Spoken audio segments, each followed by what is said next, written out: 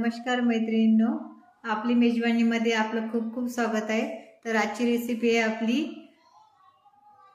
श्रीखंड। तर श्रीखंड कसं तयार करायचं घरच्या घरी आहे ते बघूया आपण। तर सगळ्यात पहिले आपली मेजवानी YouTube चॅनलला तुम्ही सबस्क्राइब करा। चला तर मग रेसिपीला सुरुवात करूया आपण।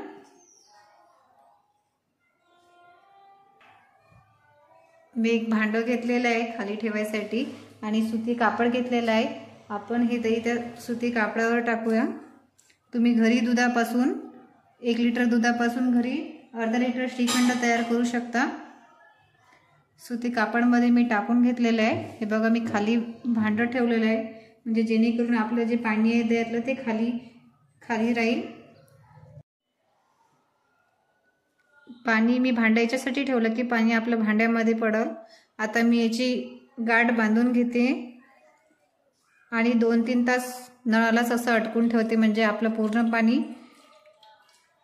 पाणी झरून जाईल याच्यातलं आणि छान आपलं चक्का तयार होईल। मी अशी गाठ पाडून घेतलेली आहे। हे पहा आपण दही बांधून ठेवलेलं त्याची गाठ काढून घेतलेली आहे मी। पाणी पूर्णपणे निघून गेलेलं आहे याच्यातलं। छान दह्याचा चक्का तयार झालेला आहे। मी आता एका बाउलमध्ये काढून घेते। आपला चक्का एका बाउलमध्ये काढून घेतलेला आहे। माझ्या आवडीनुसार मी 1 वाटी साखर घालते।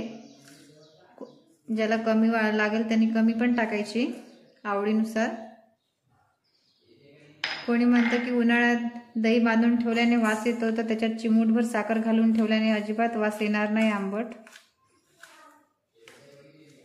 तर मी फेटून घेते आणि मिक्स करून घ्यायची साखर।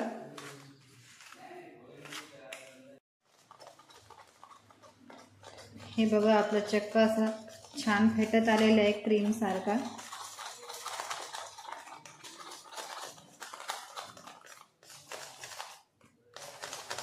हे बघा छान तयार झालेला आहे। आता मी 10 मिनिटं केसर टाकलं दुधामध्ये, यानी छान कलर येईल आपल्या श्रीखंडला। दूध ऍड करते। हे बघा छान येलो कलर आलेला आहे केसर टाकल्यामुळे। हे पण फेटून घ्यायचंय।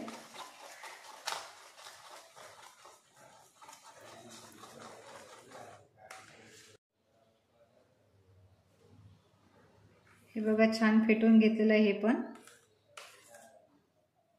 छान तयार झालेलं आहे। विलायची पूड आहे ही।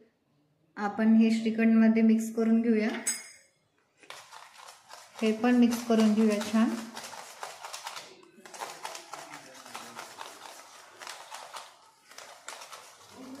विलायचीने छान टेस्ट येईल आपल्या श्रीखंडाला। श्रीखंड तर सगळ्यांनाच आवडीचं आहे।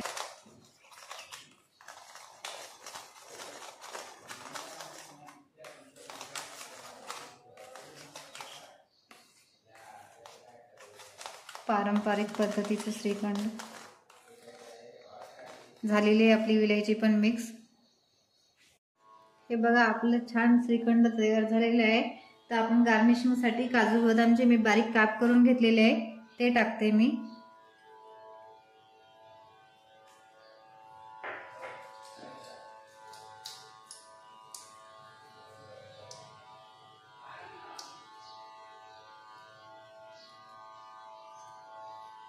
केशर टाकलेलं आहे 4-5 गार्निशिंगसाठी।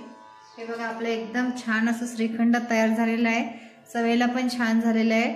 आवडल्यास तुम्ही नक्की आम्हाला कमेंट करून सांगा। लाईक करा, सबस्क्राइब करा। भेटूया पुढच्या रेसिपीमध्ये। तोपर्यंत धन्यवाद।